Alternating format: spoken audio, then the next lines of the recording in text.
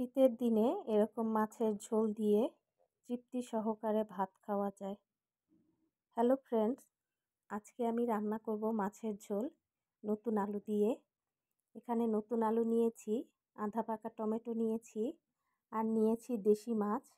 মাছটার নাম হচ্ছে গিয়ে ভেদি মাছ বা মিনি মাছ, আঞ্চলিক অন্য নাম থাকতে পারে। তো যাই হোক, চলুন রান্নায় চলে যাই। হলুদ লবণ মাখিয়ে মাছটা আমি প্রথমে ভেজে নিব। এই মাছটার রেসিপি আমি এর আগেও দিয়েছিলাম, মাছ ভুনা। আপনাদের কাছে রেসিপিটি ভালো লেগেছে, অনেকে অনেক সুন্দর সুন্দর কমেন্টস করেছেন, ধন্যবাদ সবাইকে।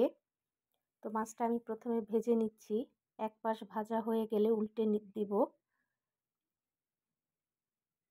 আর অনেকেই অনুরোধ করেছেন যে দেশীয় রান্না বা ঘরোয়া রান্না যেটা, ওই রান্নাগুলো দেখাতে। কারণ অনেকেই আছেন একটা দুইটা যারা নতুন রাঁধুনি বা গৃহিণী বা এই যুগের রাঁধুনি, তারা সব রান্না জানেন না, বা এই হারানো রান্নাগুলো বা পুরনো দিনের রান্নাগুলো অনেকে কম জানেন। সেজন্য অনুরোধে আমি এই রান্নাগুলো আজকে করে দেখাচ্ছি।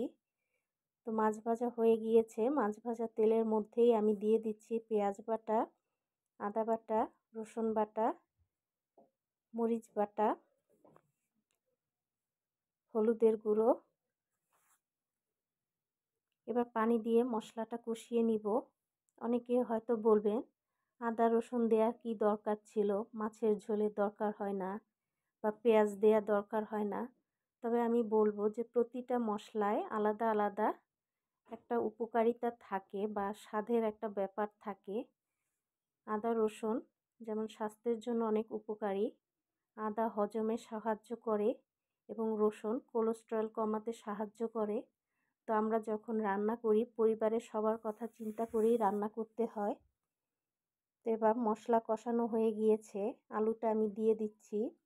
আলু দিয়ে কিছুক্ষণ ঢেকে রান্না করব। কিছুক্ষণ পরে ঢাকনা খুলে আবারও নেড়ে দিব।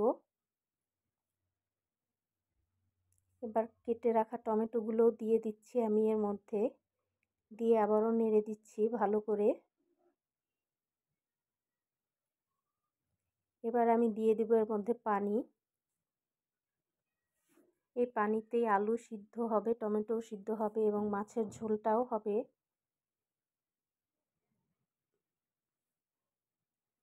দিয়ে দিচ্ছি স্বাদ মতো লবণ। এবার ঢেকে দিব। ঢাকনা খুলে আবারও নেড়ে দিচ্ছি। পানিটা ফুটে উঠেছে, এবারে দিয়ে দিচ্ছি ভেজে রাখা মাছ। মাছটা দিয়ে আবারও ঢেকে দিব। কিছুক্ষণ পরে ঢাকনা খুলে আবার একটু নেড়ে দিব। আলু টমেটো সিদ্ধ হওয়া পর্যন্ত রান্না করব ঢেকে।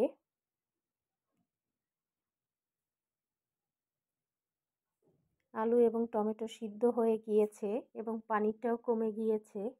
এবারে ধনিয়া পাতা কুচি দিয়ে নামিয়ে নিব। রান্না হয়ে গেল নতুন আলু দিয়ে দেশি মাছের ঝোল। তো এরকম মাছের ঝোলের তরকারি দিয়ে গরম গরম ভাত খেলে তৃপ্তি সহকারে খাওয়া যায়। তো বন্ধুরা, কেমন লাগলো আমার এই রান্নার রেসিপিটি অবশ্যই জানাবেন। ধন্যবাদ সবাইকে।